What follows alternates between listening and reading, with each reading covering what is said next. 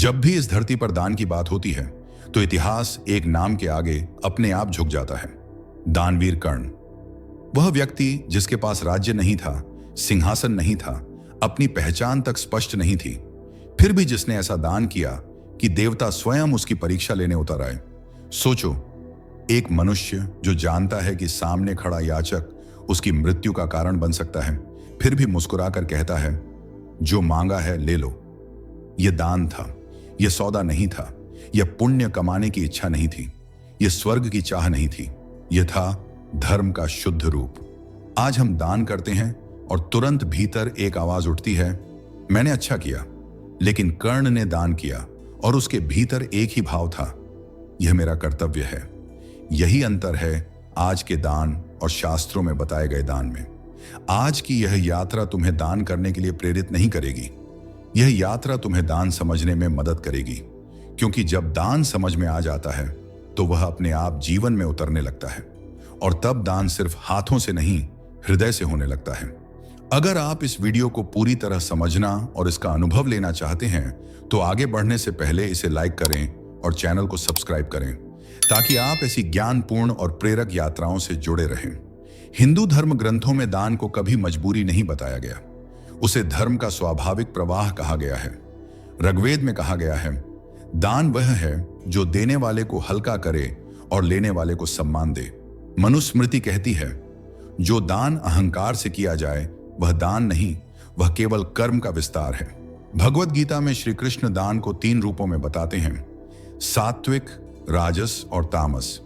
सात्विक दान जो उचित समय पर उचित पात्र को बिना किसी अपेक्षा के दिया जाए, यही दान मन को शुद्ध करता है। दानवीर कर्ण का दान इसी सात्विक अवस्था से उत्पन्न हुआ था। कर्ण जानता था कि सूर्य कवच और कुंडल उसकी रक्षा है। फिर भी जब इंद्र ब्राह्मण रूप में आए तो कर्ण ने यह नहीं पूछा, आप कौन हैं? उसने यह भी नहीं पूछा, मुझे क्या मिलेगा? उसने केवल यह कहा, याचक खाली हाथ नहीं लौटता। यही कारण है कि कर्ण हारकर भी इतिहास में अमर है। शास्त्र कहते हैं, दान से बड़ा कोई पुण्य नहीं, लेकिन गलत भाव से किया गया दान मनुष्य को बांध देता है। इसलिए सच्चा दान वह नहीं जो दिखे, सच्चा दान वह है जो भीतर शांति छोड़ जाए। जब तुम दान करते हो और उसके बाद मन शांत हो जाता है तो समझो दान सही दिशा में हुआ। लेकिन यदि दान के बाद मन भारी हो तो दान नहीं, केवल क्रिया हुई है। दान को समझने के लिए सबसे पहले यह समझना आवश्यक है कि हिंदू परंपरा में दान कभी केवल वस्तु देने का नाम नहीं रहा। शास्त्र कहते हैं, जो दिया जाए वह वस्तु से पहले भाव होता है। इसीलिए उपनिषदों में दान को त्याग की चेतना कहा गया है। त्याग का अर्थ यह नहीं कि सब कुछ छोड़ दिया जाए, त्याग का अर्थ है अपने भीतर के संकुचन को छोड़ देना। कर्ण के जीवन को यदि इसी दृष्टि से देखा जाए तो उसका दान एक वीर की उदारता नहीं, बल्कि एक साधक की परिपक्वता दिखाई देता है। कर्ण जानता था कि संसार उसे स्वीकार नहीं करता। वह जानता था कि जन्म से ही उसे तिरस्कार मिला है, फिर भी उसके भीतर किसी के प्रति कटुता नहीं थी। यही कारण है कि उसका दान पीड़ा से नहीं, पूर्णता से निकला। महाभारत के अनुसार जब इंद्र ब्राह्मण रूप में कर्ण के पास आए तो उस समय कर्ण सूर्य की उपासना कर रहा था। शास्त्र कहते हैं, जो व्यक्ति उपासना की अवस्था में दान करता है वह दान कर्म नहीं रहता, वह साधना बन जाता है। कर्ण का दान इसी साधना का विस्तार था। उसने यह नहीं सोचा कि इससे उसका क्या होगा, उसने यह नहीं सोचा कि इतिहास उसे कैसे याद करेगा। उसके लिए दान उसके धर्म का स्वाभाविक प्रवाह था।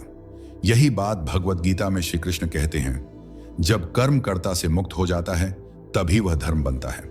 आज हम दान करते हैं और भीतर एक कर्ता बना रहता है, मैं दे रहा हूं। कर्ण ने दान किया और भीतर कोई कर्ता नहीं था, वहां केवल धर्म था। इसीलिए शास्त्रों में कहा गया है, दान वही शुद्ध होता है जिसके बाद देने वाला स्वयं को बड़ा न माने। विष्णु पुराण में उल्लेख है कि दान का सबसे पहला प्रभाव मन पर पड़ता है। यदि दान के बाद मन शांत हो जाए तो समझना चाहिए दान ने अपना फल दे दिया। कर्ण का मन दान के बाद और अधिक स्थिर हो जाता था, क्योंकि उसने कभी दान को अपनी पहचान नहीं बनाया। आज के युग में यही सबसे बड़ी चुनौती है। हम दान को अपनी अच्छाई का प्रमाण बना लेते हैं, जबकि शास्त्र कहते हैं, जो प्रमाण मांगे वह अभी अधूरा है। दान पूर्णता से निकलता है, कमी से नहीं। जब कोई कमी से देता है तो भीतर अपेक्षा जन्म लेती है और जहां अपेक्षा है वहां बंधन है। कर्ण बंधन से मुक्त था, इसलिए उसका दान आज भी जीवित है। हम आज भी उसके नाम के साथ दानवीर जोड़ते हैं, क्योंकि उसने दान को कभी प्रदर्शन नहीं बनाया। यही कारण है कि कर्ण का जीवन हमें यह सिखाता है कि दान धन से नहीं, धैर्य से, करुणा से और आत्मबोध से जन्म लेता है। जब यह समझ मन में उतर जाती है तो जीवन में दान अपने आप बहने लगता है। कर्ण का उदाहरण इसलिए नहीं दिया जाता कि लोग उसे पूजें, बल्कि इसलिए कि मनुष्य समझ सके दान परिस्थिति का मोहताज नहीं होता। हिंदू दर्शन में दान को केवल किसी वस्तु को देने की क्रिया नहीं माना गया, उसे मनुष्य के भीतर के विस्तार का प्रमाण माना गया है। उपनिषद कहते हैं, मनुष्य जितना अपने लिए संजोता है उतना ही भीतर से संकुचित होता जाता है, और जितना वह सहज भाव से छोड़ता है उतना ही भीतर से विशाल हो जाता है। यहां छोड़ना गरीबी का प्रतीक नहीं है, यह स्वतंत्रता का संकेत है। गीता में श्री कृष्ण अर्जुन से कहते हैं, जो कर्म आसक्ति से मुक्त होकर किया जाए वही कर्म मनुष्य को बांधता नहीं। दान भी वही है। जब दान इस भाव से किया जाए कि यह मेरा कर्तव्य है तो वह मनुष्य को ऊंचा उठाता है। लेकिन जब दान इस भाव से किया जाए कि मैं दानी हूं तो वही दान अहंकार का बीज बन जाता है। इसीलिए शास्त्रों में दान को मौन में करने की बात कही गई है, क्योंकि मौन में किया गया दान सीधे हृदय से निकलता है। पुराणों में एक कथा आती है, एक राजा प्रतिदिन विशाल दान करता था, लेकिन उसका मन अशांत रहता था। उसी राज्य में एक साधारण गृहस्थ था जो बिना किसी दिखावे के प्रतिदिन किसी न किसी की सहायता कर देता था। उसके पास कुछ भी अधिक नहीं था, फिर भी उसका मन स्थिर था। जब आर्षियों ने इसका कारण बताया तो उन्होंने कहा, एक दान कर रहा था, दूसरा करुणा में जी रहा था। यहीं से दान और करुणा का अंतर स्पष्ट होता है। दान तब सुंदर होता है जब उसमें करुणा बह रही हो, और करुणा तब उत्पन्न होती है जब मन स्वयं से भरा हो। इसीलिए शास्त्र कभी यह नहीं कहते कि पहले दान करो, वे कहते हैं पहले मन को शुद्ध करो। जब मन शुद्ध होता है तो दान अपने आप जीवन में उतर आता है। ऐसा दान गिनती नहीं करता, घोषणा नहीं करता और अपेक्षा भी नहीं रखता। वह दान सिर्फ एक भाव छोड़ जाता है, शांति। आज के समय में लोग दान को कर्तव्य बना लेते हैं, लेकिन भीतर करुणा को जगह नहीं देते। याद रखना, दान हाथों से होता है, लेकिन उसकी जड़ मन में होती है। अगर मन बेचैन है तो दान भी बेचैन करेगा, और अगर मन शांत है तो दान आशीर्वाद बन जाएगा। यही कारण है कि सच्चे संत दान की मात्रा नहीं बताते, वे मन की अवस्था बताते हैं। क्योंकि जिस दिन मनुष्य देने में सुख अनुभव करने लगे, उसी दिन दान उसके जीवन का स्वभाव बन जाता है। और जब दान स्वभाव बन जाए तो वह जीवन को हल्का, सरल और अर्थपूर्ण बना देता है। अगर आप इस सफर में मेरे साथ हैं तो एक पल रुककर लाइक करें और चैनल को सब्सक्राइब करें। जब दान को केवल धन से जोड़ दिया जाता है तो असंख्य लोग अपने आप को उससे बाहर समझ लेते हैं। उन्हें लगता है मेरे पास देने को है ही क्या। लेकिन शास्त्र इस सोच को अधूरा मानते हैं। महाभारत में कहा गया है, जो व्यक्ति धन न होते हुए भी दूसरे के दुख में सहभागी बनता है वह भी दान ही कर रहा है, क्योंकि दान का मूल वस्तु नहीं, भाव है। गृहस्थ जीवन में दान किसी विशेष दिन या अवसर का मोहताज नहीं होता। वह जीवन के छोटे छोटे क्षणों में प्रकट होता है। जब कोई थका हुआ व्यक्ति तुम्हारे पास बैठकर निश्चिंत होकर सांस ले पाता है तो वह भी दान है। जब कोई मन से टूटा हुआ व्यक्ति तुम्हारी बातों से थोड़ा स्थिर हो जाता है तो वह भी दान है। इसीलिए उपनिषदों में दान को प्रवाह कहा गया है, जो रुके नहीं, जो बहे। धन से किया गया दान तब तक सीमित रहता है जब तक धन है, लेकिन भाव से किया गया दान पूरे जीवन के साथ चलता है। आज के युग में लोग अक्सर पूछते हैं, मैं कितना दान करूं? शास्त्र इसका उत्तर नहीं देते। वे एक ही प्रश्न उठाते हैं, तुम्हारा मन कितना खुला है? क्योंकि जो मन संकुचित है वह अधिक देकर भी भीतर से खाली ही रहता है, और जो मन विस्तृत है वह थोड़ा देकर भी पूर्णता का अनुभव करता है। यही कारण है कि प्राचीन भारत में दान को दिखाया नहीं जाता था, उसे जिया जाता था। गृहस्थ अपने जीवन में दान को ऐसे जीता था जैसे श्वास को, न कोई घोषणा, न कोई तुलना। दान की सबसे सुंदर अवस्था वह होती है जब देने वाले को यह स्मरण ही न रहे कि उसने कुछ दिया है। ऐसी अवस्था में दान कर्म नहीं रहता, वह स्वभाव बन जाता है। और जब दान स्वभाव बन जाए तो मनुष्य दूसरों को देने के साथ साथ अपने भीतर भी स्थिरता अनुभव करने लगता है। तभी शास्त्र कहते हैं, दान से पहले हृदय को समृद्ध करो। क्योंकि रिक्त हृदय से दिया गया दान थका देता है और भरे हुए हृदय से दिया गया दान ऊर्जा बन जाता है। यह समझ मनुष्य को अपराध बोध से मुक्त करती है और दान को आनंद में बदल देती है। यही वह बिंदु है जहां दान कर्तव्य नहीं रहता, बल्कि जीवन की मौन अभिव्यक्ति बन जाता है। जब दान सही भाव से किया जाता है तो वह कभी भी मनुष्य से कुछ छीनता नहीं है।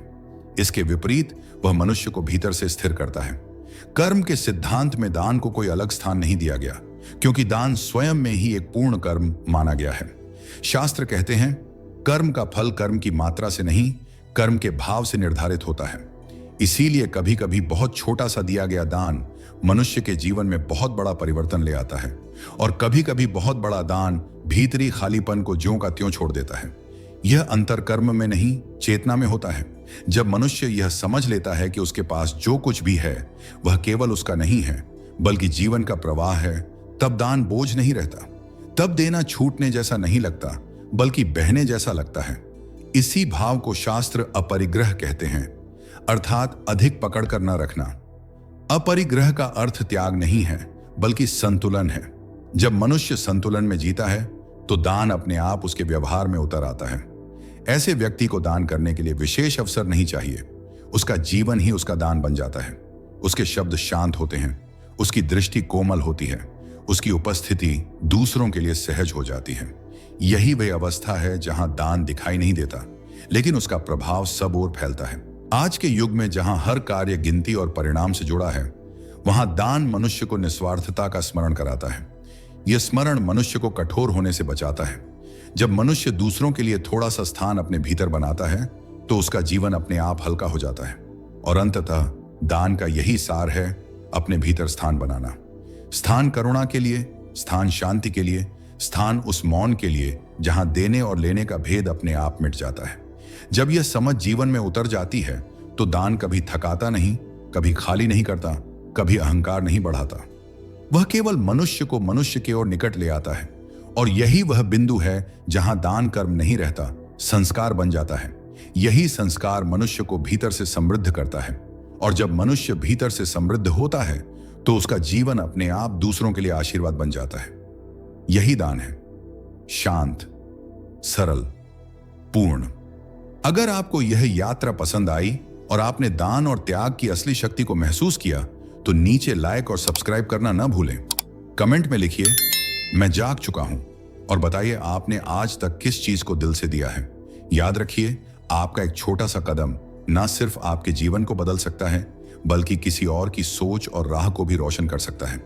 इस वीडियो को अपने दोस्तों और परिवार के साथ शेयर जरूर करें, ताकि वे भी इस ज्ञान और प्रकाश की यात्रा का हिस्सा बन सकें। हम मिलकर इस ज्ञान को और फैलाएं। तो अभी जुड़िए और इस यात्रा का हिस्सा बनिए।